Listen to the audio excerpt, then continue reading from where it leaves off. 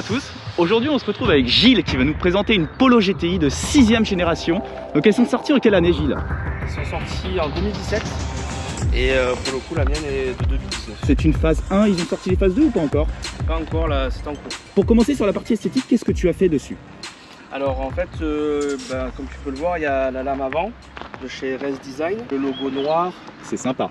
La banderole, les jantes OZ, Formula HLT en 18 pouces avec le center lock rouge pour le rappel du GTI. On voit qu'elle est posée au sol. Voilà, ouais, donc il y a 4 combinés filetés KW. Petit covering ici sur la trappe à essence. Le diffuseur aussi, donc pareil de chez RS Design. C'est sympa, qui rend un peu plus agressif l'arrière. Ouais, c'est vrai, ça fait une continuité avec l'avant. Pas de bas de caisse, j'ai pas jugé nécessaire de le mettre. J'avais peur d'alourdir un petit peu l'esthétique du véhicule. Ouais, ça risquait peut-être de faire un petit peu too much aussi. Voilà. Au niveau du bec arrière, c'est d'origine comme ça? C'est d'origine, ouais. On dirait presque, tu sais, qu'il y a eu une petite extension. Ouais, c'est vrai, c'est vrai. Pour parler de cette nouvelle Polo GTI, bon, elles sont sorties il y a quelques années maintenant. C'est vrai que par rapport aux précédentes générations, elles sont quand même un peu plus larges. On retrouve l'habitabilité d'une Golf 6 à l'intérieur. Et extérieurement, ouais, elles sont un peu plus bodybuildées, on va dire. Donc un petit peu plus lourdes également, je suppose. Ouais, ouais. Bah là, on est sur, en tout plein fait, on est sur 1380 kg. Ah ouais, quand même? Ouais, quand même. Ah, mine de rien, pour une Polo même, proche d'une tonne 4, ça commence à faire un petit peu. Ouais, hein. Quand même. C'est embourgeoisé. Bon, moi, il y a un petit détail qui me taquine un petit peu. 400 plus. Alors oui, bon, donc comme on l'a évoqué tout à l'heure, elle n'est pas entièrement d'origine. Là actuellement elle fait 410 chevaux et 590 Nm de couple. Voilà, c'est une préparation C2 Motorsport. D'ailleurs voilà, je tenais à les remercier, voilà, du travail est fait et voilà, donc c'est pas fini. C'est vrai qu'elle est vraiment magnifique là dans cette configuration full black. C'est très joli. Et le cœur de la bête, elle tout de suite est. Quand je faisais les photos, ça en jette, hein, franchement. Ouais, non, plus de cache moteur, là on retrouve un petit peu, tu sais, l'esprit ancienne mécanique où on a une parfaite accessibilité. Il y a pas mal de pièces, hein. Si tu veux en parler, on peut faire ça à la liste vite fait. On a pompe BP, on a turbo hybride, donc modifié renforcé, on a les bougies racing, on a les bobines APR, le récupérateur de vapeur d'huile, ouais. CTS turbo, l'admission Léo Motorsport. Donc ça c'est sur mesure, hein? Non, c'est pas sur mesure en fait, c'est Léo Motorsport, c'est une marque américaine qui a en fait qui a créé en fait ce produit-là, c'est du plug and play. Hein. Qu'est-ce que tu as comme turbo? Là c'est un turbo hybride donc sur base d'IS38, c'est un TTH 480. Donc voilà, ça peut tenir facile 550 chevaux. Au niveau de ton système d'admission, l'air rentre par où? Il rentre par là. D'accord. Donc en fait l'air est aspiré par la calandre. En fait l'airflow en fait est totalement dirigé vers l'admission.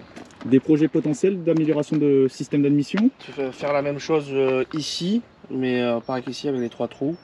Et guider un peu plus le flux d'air en fait vers l'admission. Ok, mais tu laisserais ouvert de ce côté-là également. Donc tu aurais une double entrée d'air. Ouais, double entrée d'air. Et puis une rampe d'injection basse pression aussi. En fait taille et masse. Hein, ici, là, on peut retrouver ici.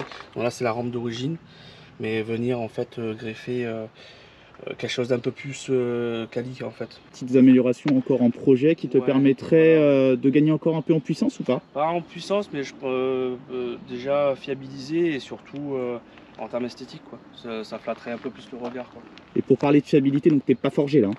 Là, on est sur un moteur totalement stock. Les internes sont stock.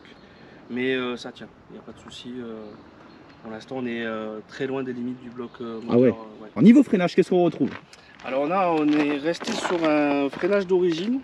Donc on est en 312 mm. C'est une des modifications à venir prochainement, dans les prochains mois. Hein. Je pense qu'il y aura un kit gros frein, donc en 330 mm, 4 pistons. On n'avait pas parlé de la ligne, c'est vrai, mais on est sur une ligne complète Miltech. Donc des kata, des FAP, mais raisonné. Donc en fait j'ai quand même mis le résonateur parce que à un moment donné ça bourdonnait un petit peu dans l'habitacle. Donc j'ai préféré rajouter un résonateur parce qu'au début j'avais pas mis le résonateur et c'est vrai que c'était un peu compliqué.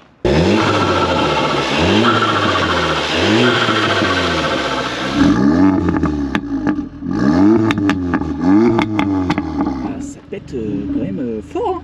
Ouais, on a le pop and bang. Ah, bah voilà l'explication. Mais bon, ça c'était la surprise. Ouais, d'accord. Et pour passer sur l'intérieur, donc on retrouve les sièges avec l'intérieur un petit peu écossais, style comme on l'appelle Jackie. C'est ça. Je sais pas si tu as vu l'intérieur des nouvelles Golf 8 GTI. Oui. Mais oui. c'est assez ressemblant, on retrouve cet esprit un peu monobloc. Et puis on a une continuité entre le compteur et puis le tableau de bord numérique. Bon, on a perdu les réelles aiguilles. C'est vrai que l'intérieur, je suis resté d'origine. Ouais, de toute façon c'est propre et puis il n'y a pas grand chose à faire. Voilà, hein, y a pas grand chose à rajouter. Il y a juste, oui, des extensions de palettes en carbone là. Au niveau du volant, ça reste assez proche de ce qui se faisait sur les précédentes générations. Hein. Tout à fait. On retrouve le mets-plat. Au niveau de la boîte, qu'est-ce qu'on retrouve? On est sur une boîte DG 6 rapports qui a elle aussi subi une reprogrammation. Ah, il y a quand même du son Beats. Ouais, c'est une option ça. Ouais. T'as envie un peu de rentrer en rythme la nuit, c'est sympa. Ah ouais, t'es quand même vachement rabaissé, donc t'as le même souci que moi. T'es obligé d'être très vigilant. Bon, j'imagine que tu frottes quand même de temps en temps. Ouais. De toute façon, je disais avec ces deux, ils m'ont dit, de toute façon, au bout d'un moment, tu frotteras plus. Hein. À force de frotter au même endroit, ça va creuser. Ça va creuser quoi. Gilles, on n'a pas parlé de stage, donc là on est sur un stage 3 du fait qu'on ait changé de turbo. On est sur un stage 3, ouais. On est sur un stage 3. Bah full, hein. Il y a tout. Il y a tout. Hein. On n'avait pas parlé de l'échangeur tout à l'heure, mais oui, il y a aussi. Ouais, il y a forcément un échangeur frontal. D'origine, les chiffres, c'est 200 chevaux, il me semble. Hein. 200 chevaux, ouais. Ça gueule déjà derrière. Donc ouais, c'est ça. Il y a un petit pop and bang en fait qui est là en fait uniquement en mode sport en fait. En parlant des modes, qu'est-ce qu'on a comme mode? On a le drive normal, le sport et après tu as le mode manuel en fait avec les palettes. Alors pourquoi avoir fait cette grosse prépa? C'est pour le plaisir? Uniquement du plaisir, ouais. Uniquement du plaisir. C'est l'amour de la belle mécanique, des belles pièces en fait. Ouais, parce que bon, moi je suis pas forcément fan des Mini, tu vois, mais une voiture qui m'aurait plu, c'est une Mini GP. Une Mini GP 300 chevaux, ça m'aurait. Ah ouais, purée. Ah ouais, là c'est pas mal, ouais. Bon, écoutez, moi je suis impatient de voir ce que ça donne. D'ailleurs, ça passe au sol en pleine charge ou pas? Ouais, ça. On va voir. Hein.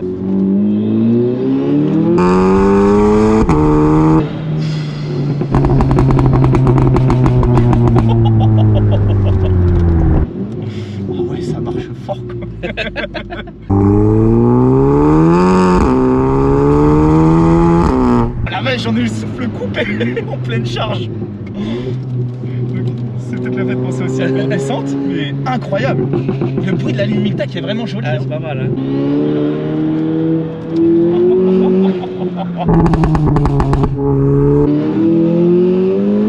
Oh putain.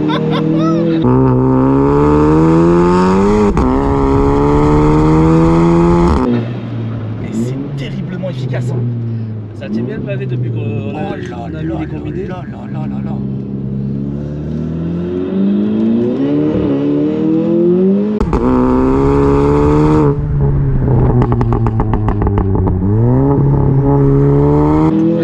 Là t'entends bien le turbo en fait.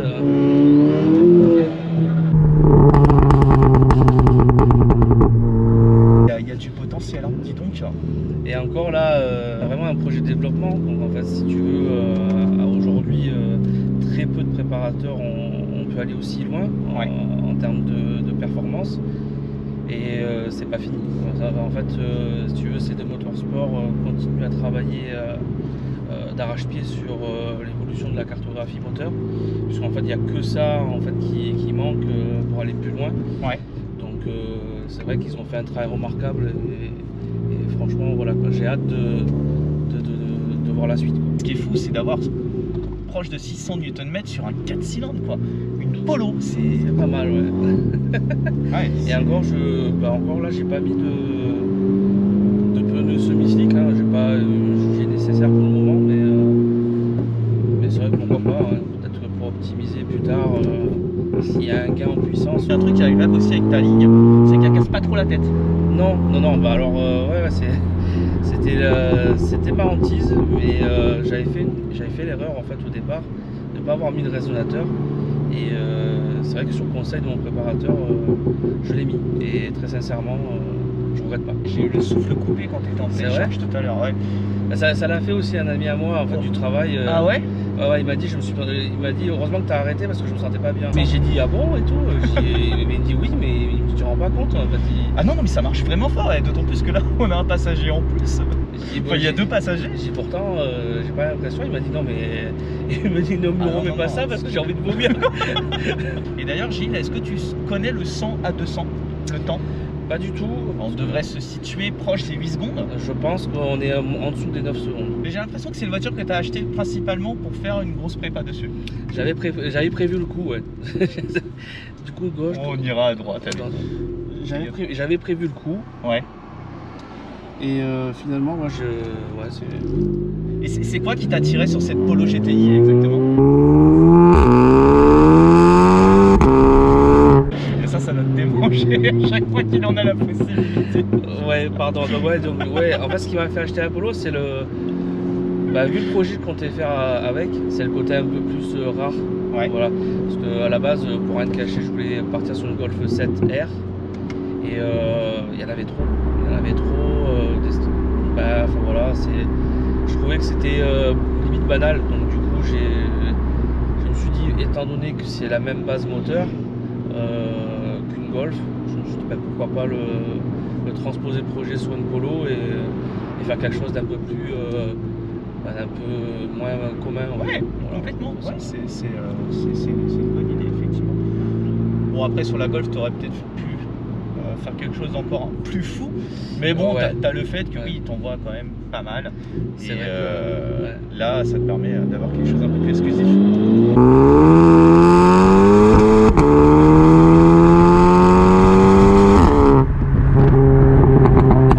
Et encore une fois, hein, on passe tout au sol.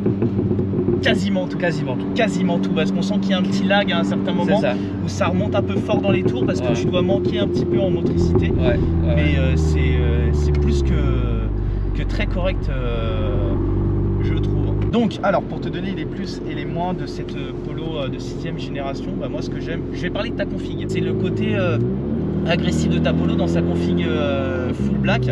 J'aime beaucoup là sur les 6ème génération la bande rouge que tu retrouves, tu sais, qui s'incruste même dans les feux. Autre très bon point, bah, on a conservé ce moteur 2 litres puisqu'aujourd'hui bah, on est sur du downsizing, pire encore sur de l'hybridation.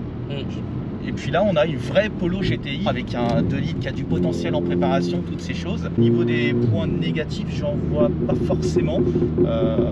Je la trouve belle cette Polo de 6ème génération, surtout le fait qu'elle est grossie parce que les anciennes étaient quand même un petit peu moins prononcées, enfin c'était un gabarit qui était quand même moins important. On a presque l'impression qu'elle a tendance à se rapprocher un petit peu des gabarits des Golf, hein, cette Polo. C'est ça.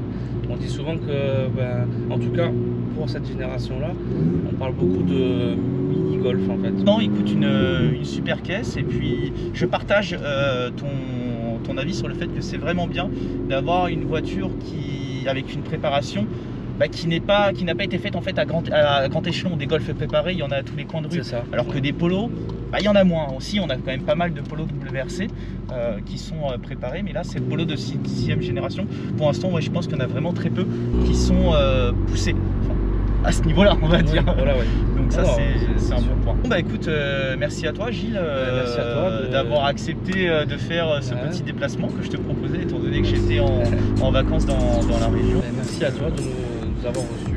Avec grand plaisir pour la suite éventuellement. Avec plaisir, parce qu'il y aura peut-être une partie 2. Voilà. Voilà, c'est annoncé. Donc voilà, écoutez, prenez soin de vous, et puis on se dit à la prochaine pour une future vidéo. Allez, ciao. Ouais, ciao.